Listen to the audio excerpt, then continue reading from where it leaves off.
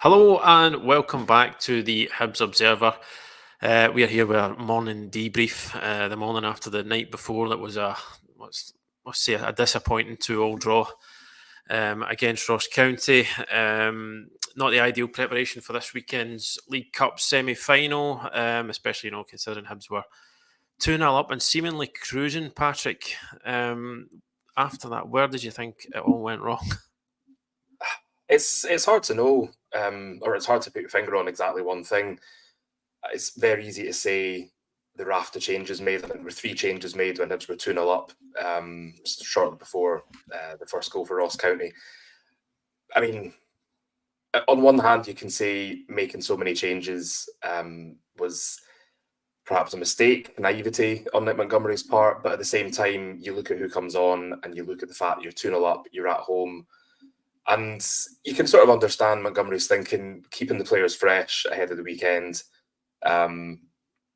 Resting some who've maybe played a lot of football recently, and just try and keep things tight, see out the game, and get a sort of much needed 3 points. Obviously, didn't transpire like that. And I think, I don't know if it's lack of concentration. I don't know if it's just fine margins as we see in football. First goal, if Jojo Wallacott gets something on that cross from I think from Jan Danda, then I don't think it ends up in the goal. And for the second goal, if Lewis Stevenson, I think it was, gets a foot in, it's not gonna end up in the box. So I think it does come down to fine margins, I think, and maybe Montgomery's still learning a bit about Scottish football. Or learning, or more appropriately, I suppose, learning more about his players and about his team. Obviously, he made 4 changes last night, which I think was quite a surprise, given he's only really made sort of 2 to 3 maximum in the games leading up to last night. Don't think you really could have argued with most of the changes. But yeah, I think perhaps maybe the timing of the changes and who was taken off and brought on maybe contributed to sort of a bit of a collapse. But I think the worrying thing maybe for Hibs fans is that they saw similar against Kilmarnock in Montgomery's first game in charge, which you would almost allow him a free pass for that. It was his first game. He hadn't had a long time with the players. But I mean, the same sort of situation last night in his 8th game in charge. He's had ample time to work with all the players to put across his ideas. It's going to be concerning, and I think especially with a semi-final at the weekend, that'll probably have fans a little bit nervy. But I think what I would say is you look at their performance against Rangers at Ibrox, where Hibs, I think, probably played beneath themselves and bounced back to get a credible draw and a clean sheet against Celtic. So I think the omens probably or possibly are good. Despite the collapse last night, and you would hope. I think as a Hibs fan, you'd be hoping that you would see similar, that they can take the positives and work out what went wrong in the time between now and the semi-final and make sure it doesn't happen again. Yeah, I think it's a good point. Certainly that they have shown that they can come up with a reaction after a setback. Because I think I know they didn't lose the game last night, but it is from where they were in the game. It was a setback. It's just. They were 2-0 up, but I didn't feel that the game was over at that point. I felt like, Hibs did go 2-0 up, but I felt like they weren't really, firing on all cylinders. I think, the first goal comes at a really good time, and it came from, just something that I didn't feel they did much at all in that first half, was take many risks. It was kind of a case of Yuan taking it upon himself to try and make something happen. And, sometimes when you do that, when you try and, force the issue at the right times, doing it at the right time is obviously really important. But, you can get that bit of luck that you need. But, just the way the first half went, it was, again, the changes, maybe, I don't know if they affected it too much, because I think, Jair Tavares, who came in, was largely pretty good. But I think the kind of tempo was a wee bit off at times. I remember there was certainly a gentleman in front of us who had some forthright views about the tempo they gave, the variation of football that was being played. He thought it was more of the walking variety. And that was maybe a wee bit harsh, but it was the general thrust of the point I thought was, had some merit, that it was lacking a bit of tempo. Second goal comes from, sort of quick transition. Dylan Levitt does really well, and then Tavares' finish is excellent. Really was a great finish. But I didn't feel that County were really out of it at that point. I felt they always had something in the game. There wasn't too much in it. And the substitution does surprise me to an extent. I know, we can look at it now with 2020 hindsight, but I genuinely did at the time think that there was a slight element of risk about, taking the likes of Jago off, changing the centre halves, especially I think, bringing on young Alan Del Feria. I mean, he's not had a lot of football. He's not, been involved in the first team that much. It makes me think that, Nick Montgomery alluded to it afterwards, that some of these changes were enforced and that there were some players maybe carrying knocks. And I've seen some people, ask, why didn't they bring Joe Newell on when he took Jago off? And it makes me think that possibly, a slight element of speculation here, but possibly was he somebody who was carrying a knock from the week? I do remember he went down against Celtic and he needed a bit of treatment. Yeah. And that wasn't like a kind of impact. It isn't like he took a, somebody, giving a boot in the ankle. It was after he made a pass, which I remember it actually looked quite concerning at the time, because I think when somebody goes down with no one near him like that, you think, have they got a problem? So was he carrying a knock? I did get the impression that he didn't want to put him on unless he had to. And then I think, it's hard to blame young Del Feria for the own goal, to be honest. There's two players collided. Wallacott has collided with, I think, Will Fish in the end when he's missed the ball and he's not really get any time to react. But I did feel as though it maybe affected him a wee bit after that. He didn't look, I thought, particularly sure of himself. And just from that first goal, that maybe kind of knock-on effect of things that Hibs just lost a wee bit of direction in the game, I thought, and I did feel there was a sort of inevitable feel to Jordan White, the equaliser. It felt like it was coming, and then Walcott's had to make a couple of decent saves to prevent it from getting even worse. So I think, I completely agree with what you're saying. It is a sort of concern that this is now the second time that this has happened in the space of Montgomery's first 8 games. I think he might look back on the subs and he did say, to be fair, I take responsibility for the team selection, the substitutions. He said something interesting as well. Is that maybe the subs weren't quite ready when they came on. I don't know if he's maybe thinking that he's looked at it and are they being caught a bit cold? Are they taking a bit too long to get up to the pace of the game? But I just feel that it did start to turn round about that time. I don't think Hibs subs had a positive impact on the game, whereas I thought Ross County's did. Obviously, Jordan White comes on and scores. I thought Jan Danda was very good when he came on. He was really bossing the game from that point. I don't think Hibs got close enough to him, to try and limit his influence. So yeah, I mean, overall, it was a bit of a deflating one, especially coming off the back of the weekend there, where Hibs were so good defensively against Celtic. They really limited them to not an awful lot. So to go from that to conceding 2 goals in that manner, to a team that, obviously, no disrespect to Ross County, but they are an inferior side to Celtic. Nothing controversial about saying that. It will be deflating, but it is one of those ones. There's not really much time to dwell on it with this semi-final coming up, is there?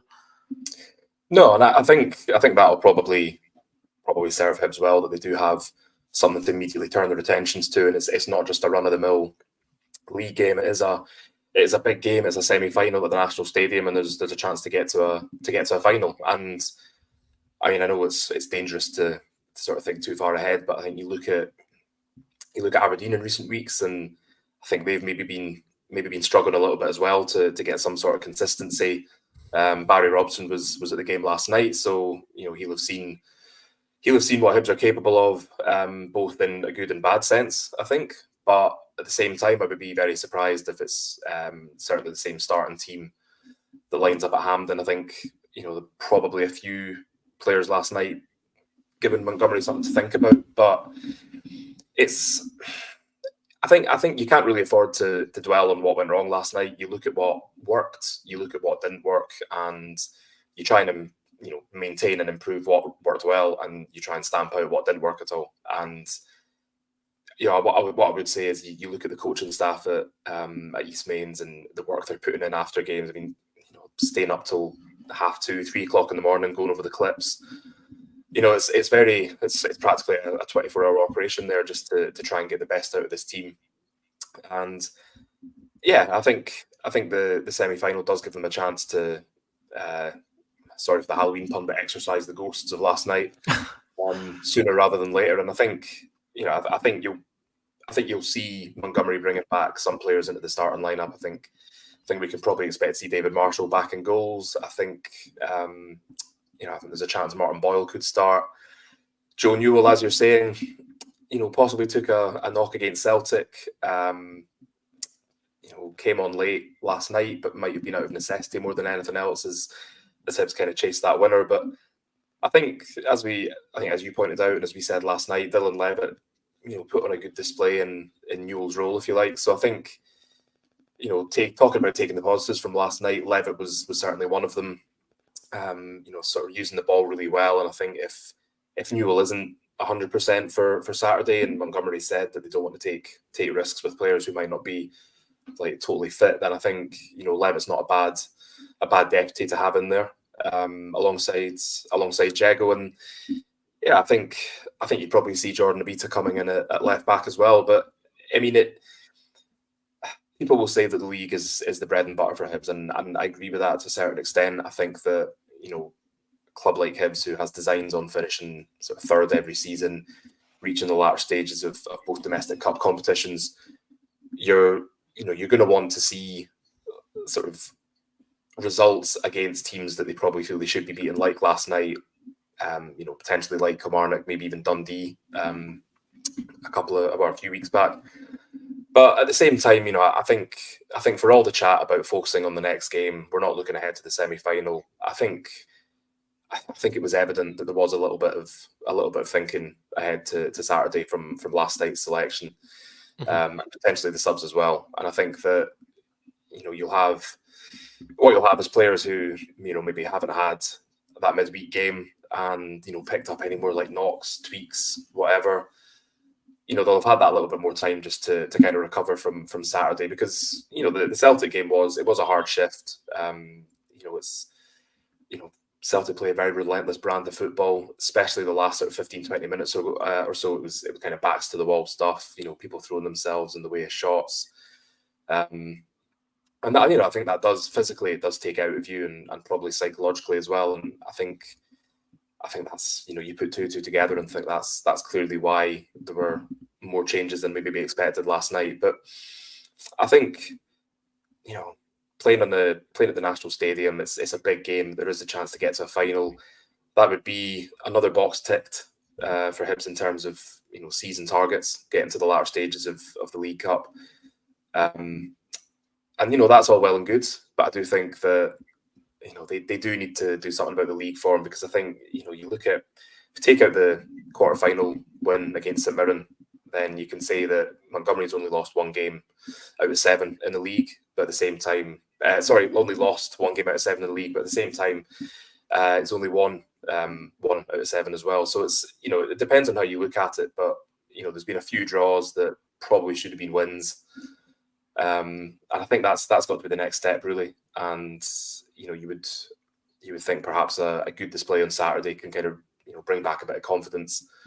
And from the coaching staff's point of view, they'll probably have seen plenty last night that they can work on the training ground to hopefully eradicate that and kind of rule out any chance of Hibs throwing away a 2-goal lead again in the future.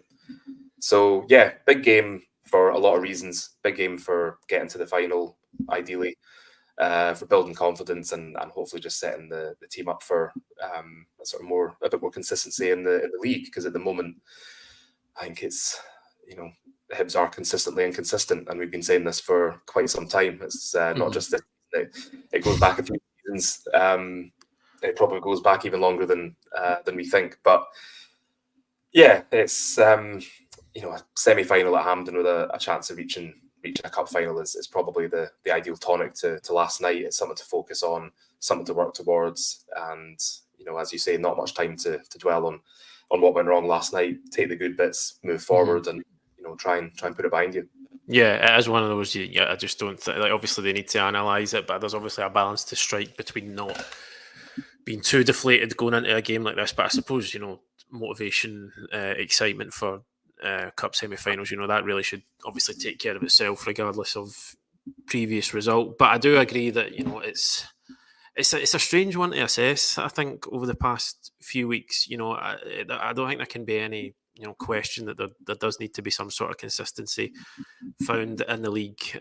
Need to start getting points on the board, because although you look at the table and it's very tight. I think if Hibs had held on last night, they would have been all the way up to fifth, maybe fourth. I think it was fifth actually. Sorry, if they'd held on.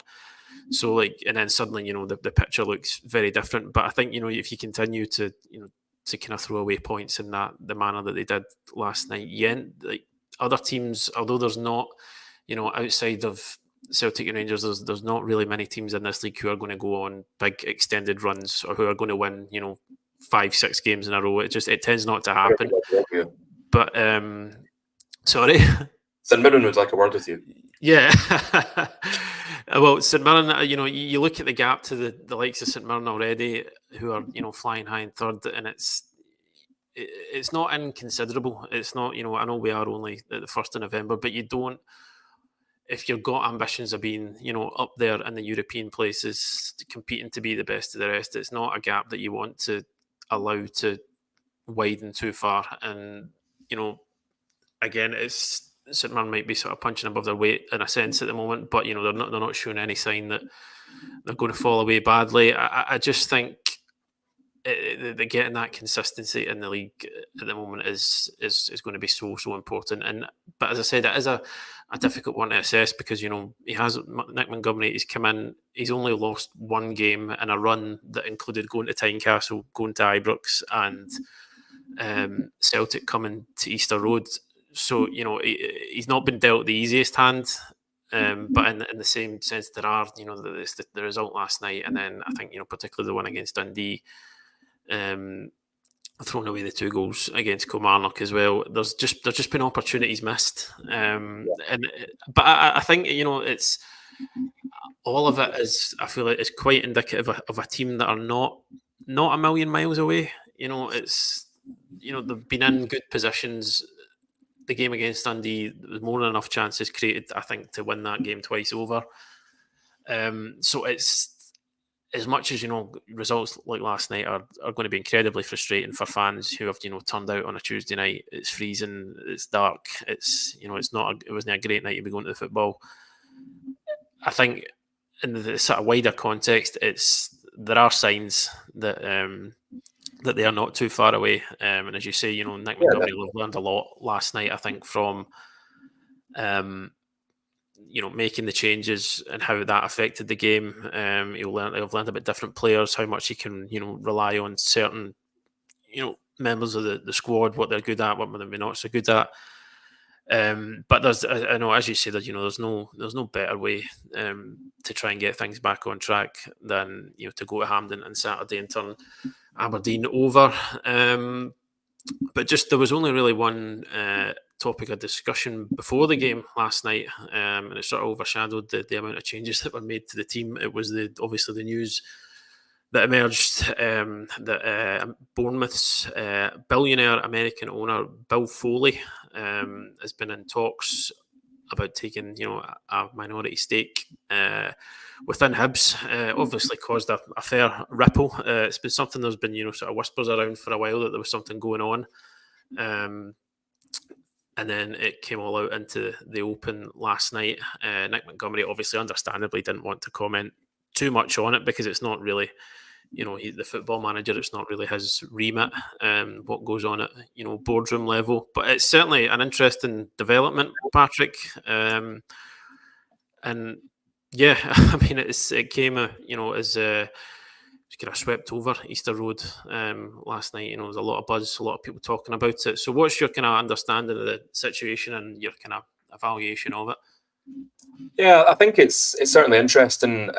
As you say, there's kind of been something bubbling away in the background for a while now.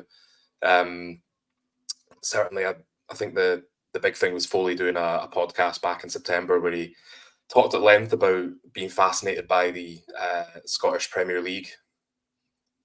Great for the brand in there, but talking about why he liked it, what he wanted to do with it, and effectively saying he was interested in taking like a minority stake in one of the, I think he said, fourth, fifth, or sixth placed clubs, and putting money into that would enable them to effectively finish third, best of the rest, and consistently play in Europe. Didn't feel it would take a huge amount of money. I think he felt it was doable with a kind of modest investment, and I think that it's interesting. I think for fans, because you look at what the Gordons have done, initially Ron, and now Kit and Ian, where there has been a lot of work done in terms of the infrastructure. There's been work done on the pitches at HTC, work obviously done on the pitch at Easter Roads. You've obviously got the hospitality revamp, just money for transfers as well. There's a lot of things as well that maybe kind of going unnoticed and maybe a little bit in the background. But they are obviously planning for the long term. I don't think Foley getting involved would change that. I think it would still very much be the Gordons club. It would be very much their leadership. Carrying on as it has done. This would just be, I suppose, something on top of what's already there, to kind of help take Hibs to the next level. And I think, Foley went to great lengths on the podcast to point out that it wasn't a kind of Man City Mark II type thing. It wasn't a City Football Group scenario. It was more just having 4 or 5 clubs who are going to be in the same kind of stable, if you like. So that would be Bournemouth. It would be the French side Lorient, who he's got a 33% stake in. There was talk of a Belgian club being involved, and I think that his sort of group has been named as a preferred bidder for the A-League expansion in Auckland in New Zealand. So that would be 4 clubs, 5th one obviously looking like Hibs, and what you would have is a kind of, I think, staff working for the kind of group of clubs who would be looking at moving players between clubs. So whether that would be kind of younger players coming on loan from Bournemouth to Hibs or to other clubs in the group, it remains to be seen. But I think on the face of it, it looks promising. I don't think it's one of those things to that fans should be like very worried about. I think from knowing the Gordons, or knowing the Gordons and what they've done so far, I don't think I don't think there'd be any question of them getting involved with somebody who didn't kind of at least share some of their values in terms of the right way to run a football club and how to take it forward. I think it would seem to be in the early stages so far. I think I'm not sure we're talking advanced talk stage just yet. I think there's probably a lot more discussions to be had, but I think it'll be interesting to see how they pan out and what comes out of it. Obviously, when Ron Gordon first came in at Hibs, he was talking about his 5-year plan, and in terms of increasing the club's turnover and really helping them become a force on and off the pitch. And I think we've seen that happen to a certain degree already. But I think with Foley and his group getting involved, and having this sort of small group of clubs where there are kind of shared goals, shared aims. I think that could actually end up being quite beneficial for Hibs and for the other clubs as well. And I think it's he was talking about the way it works, like players being moved from club to club, and I think ultimately, given that Bournemouth are at the top of that, it would be with a view to essentially taking players to Bournemouth and at the end of that run, basically you sort of build the players up at other clubs, hone their skills, bring them to Bournemouth. But I think there's a lot. We don't really have time to address it all here, but I think there's a lot that he's introduced in terms of analytics, which has been interesting to see. how Bournemouth have sort of changed and progressed with that sort of model. And I think the idea would be to have Hibs kind of involved in that as well, just to kind of make sure all the clubs are on the same page. So I think important that Hibs wouldn't lose their identity. They wouldn't lose the what the Gordons have kind of turned it into, this kind of community focused club where it's obviously a lot of emphasis has been put on match day experience as well as the team on the park. But I think this investment, if it goes ahead, if everything goes to plan, then I think that would maybe help Hibs sort of progress a little bit quicker on the field. I don't think off field is anything to worry about at the moment. I think this would maybe help them just kick on a little bit more quickly on the pitch. So certainly something to keep an eye on, to watch out for. I think certainly not heard the last of it yet. As we say, more talks to come, and we'll see what comes from that.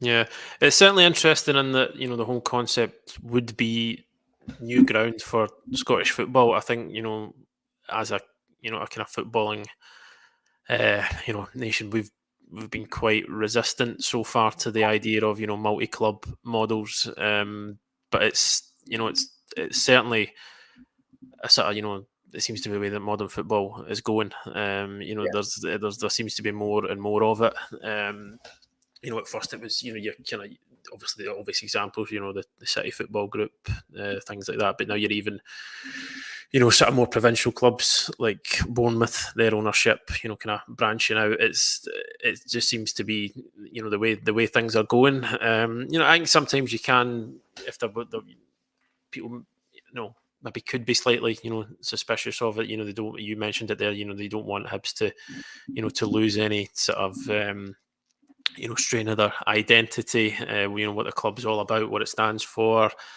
But I just think in terms of on the pitch, it could be potentially quite beneficial, because I think a lot of clubs in Scotland, without being part of that multi-club ownership model, some of the sort of principles of how they operate can be the same, and that you're talking about the A-League expansion there, and Bill Foley being involved in that. We've already seen players come here, to Hibs in particular, other clubs as well, from the likes of the A-League, coming over from Australia. And I think like Hibs and other clubs will know that these guys are they're coming into places like Scotland, and they probably do have ambitions to go to the likes of the Premier League and where else. It's just the sort of pecking order of modern football, and I think clubs are more than ever now are sort of understanding their place within that, because obviously the Premier League, it's the richest league in the world by far, and money makes the world go round, no more so than the world of football. So it's the strands of it, without it being a kind of official put in place structure with multi clubs involved in it. A lot of the way clubs do business nowadays at the level of the SPFL, the level that Hibs are at, there are kind of strands of that there already. But I think what you touch on there is quite important. But I kind of sense that that in terms of the sort of identity of the club and what it wants to be.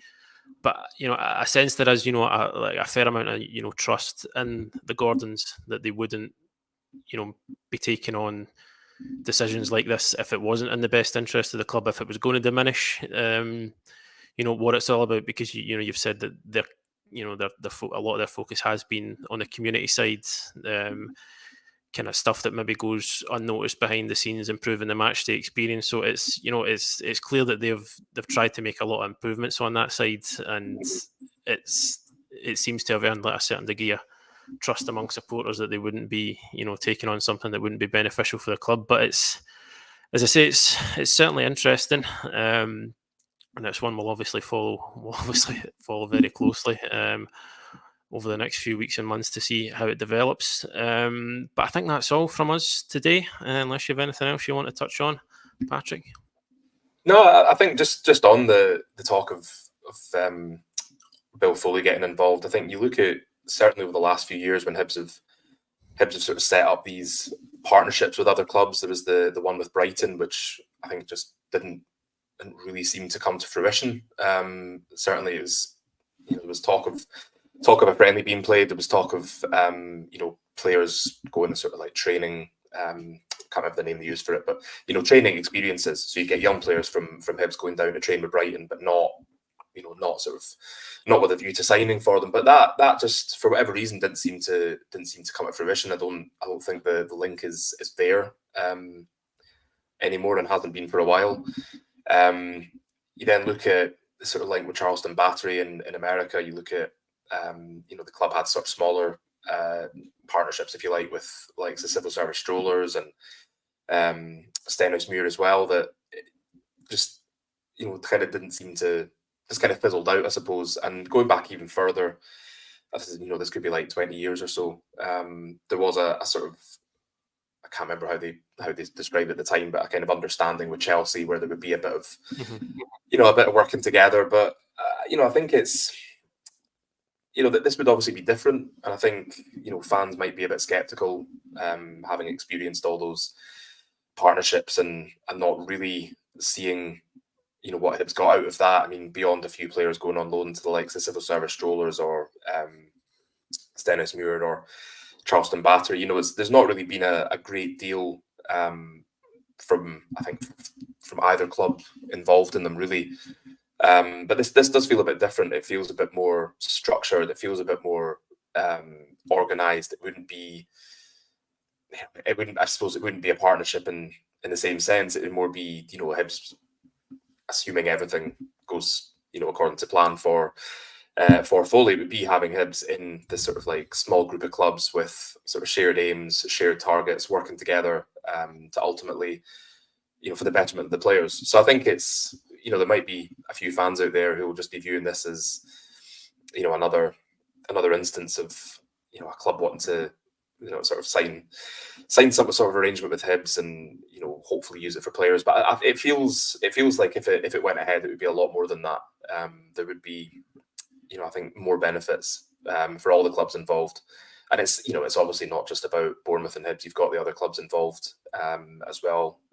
Like, the French side, the talk of the Belgian side. There's, I think there's a lot of strands to it. And, I don't think this is just another one of those sort of, arrangements that it's, it's nice to have a kind of working agreement with another club. It would obviously be a bit more formal and a bit more kind of organised. And, I think ultimately that's partly why it's on the table in the first place, that it does have a sort of a tangible goal within it that, the Gordons and, the board of Hibs can look at that and think, well, yes, we would benefit from that. Our players would benefit from that.